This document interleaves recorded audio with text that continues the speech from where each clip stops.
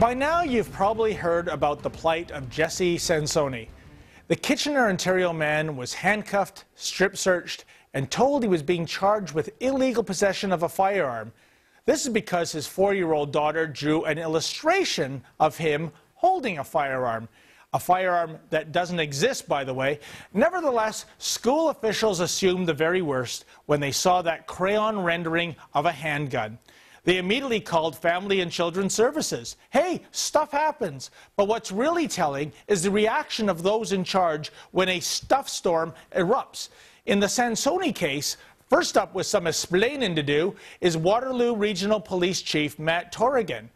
Alas, Torrigan is so clueless, he makes Chief Wiggum from The Simpsons look like 24's Jack Bauer.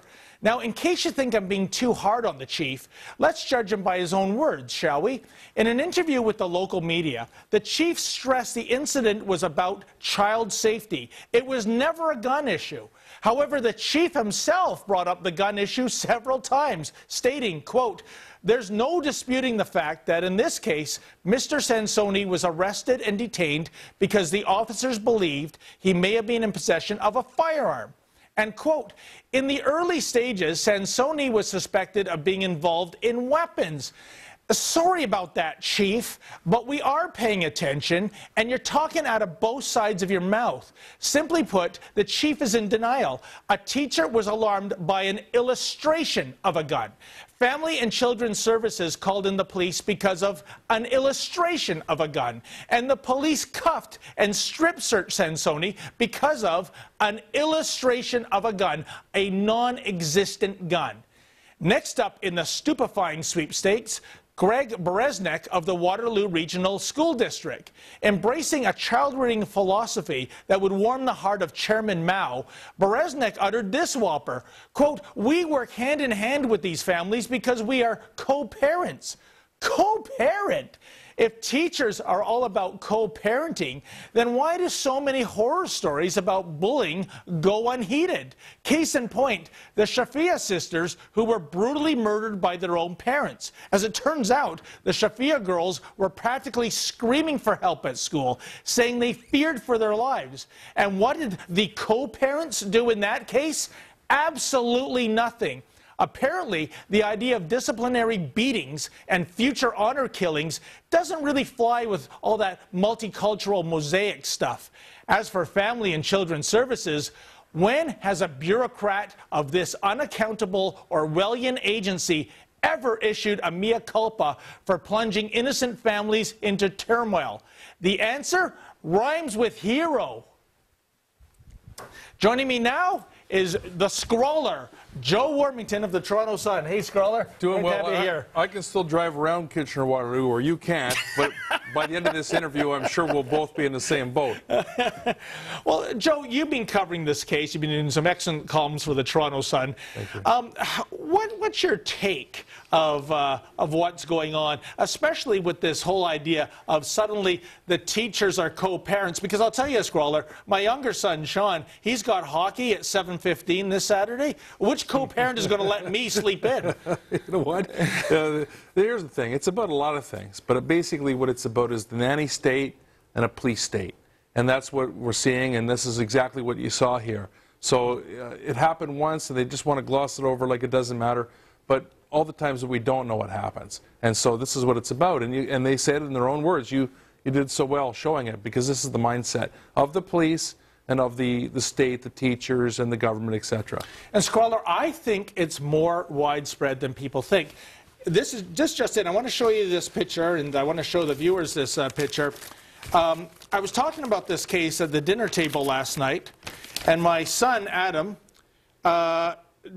told me a story a few months ago. This is a replica of a drawing he did. He was in art class, and everybody was told to do a picture, an illustration of something that was important in their lives. Well, Adam chose to do a paintball gun. And as you can see, it's got a hopper on it. It's got a CO2 canister. In any event, the teacher said that was unacceptable. Adam asked why. He was immediately sent to the office just for asking why. At the office, they said, "Why are you down here?" He said, "I drew a picture of a paintball gun." They said, "The teacher made the right call." Joe, this is a toy. This is a non-lethal apparatus. You know, how is it that the co-parents out there have something against drawing an image of something I suppose they don't agree with? Before I answer, I was reaching for my phone to call 911 because of this thing. But anyway, apparently they were ahead of me. Listen, there are people within this police state, particularly in the teaching area. There's so many good ones, but there are many, that are trying to separate you from your kid. And that's exactly what they're trying to do.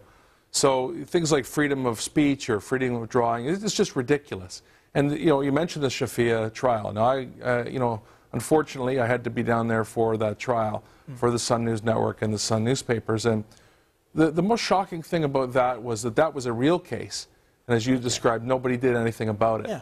And so they're trying to cover up for stuff like this because the tough stuff, dealing with multiculturalism and different religions, etc., they don't want to go anywhere near it. Oh, Joe, and even bullying. This is like a parking ticket. Yeah. They nail you on the parking tickets, but they leave the big stuff is tougher to do. Well, and, is that what law enforcement is about today? Picking the low-hanging fruit then, Joe? Yeah, low-hanging fruit, tax collection. Not all of them, because there's many good cops, but the bureaucracy that's set up, the people that rise to the top, not all of them, but many of them, are basically politicians, yes people, and that's what you have a lot of times. And so that's what you get. Don't be surprised when a chief says something dumb, because they're not always the people that are actually dealing with what happens. Same with the teachers and the superintendents too. Well, Joe, what a revolting development, as Ben Grimm used to say. Thank you for coming by and giving us your insight into this. Well, you're doing great. I think Ezra Levant is glad that you're going to jail because you're doing such a good job. You know, he was worried. You'll be running the Freedom Weekend next year. I'll put my hands up already, or do I cuff them behind my back? The non-Freedom Weekend with Menzies. Thank you, Scrub.